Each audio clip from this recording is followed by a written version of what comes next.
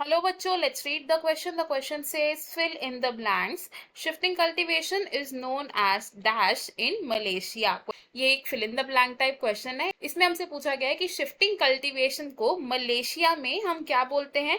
तो सबसे पहले समझते हैं about shifting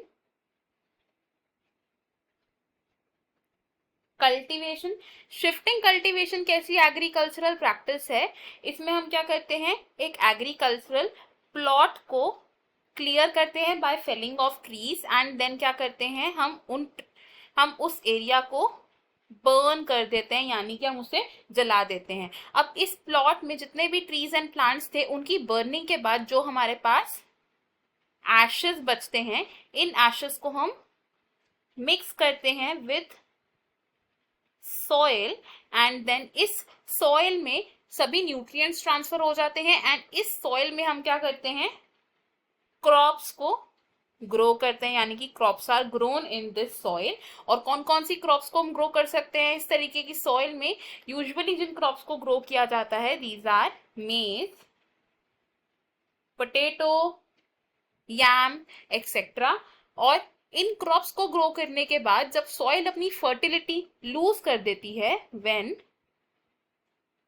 soil loses its fertility, तो इस लैंड को अबैंडन कर दिया जाता है. लैंड इज अबैंडन्ड एंड जो कल्टीवेटर है वो मूव कर जाता है to another area. Cultivator moves to the another area. ये है शिफ्टिंग कल्टीवेशन. अब शिफ्टिंग कल्टीवेशन के अलग अलग नाम होते हैं अलग अलग कंट्रीज में. अगर हम बात करें इन मलेशिया, तो मलेशिया में शिफ्टिंग कल्टीवेटर को कहा जाता है लदांग. तो हमें हमारे क्वेश्चन का आंसर मिल गया कि मलेशिया में शिफ्टिंग कल्टीवेशन को कहा जाता है लदांग. तो हम यहाँ क्या लिख सकते हैं, shifting cultivation is known as Ladang in Malaysia. I hope you have understood it well. Best of luck. Thank you.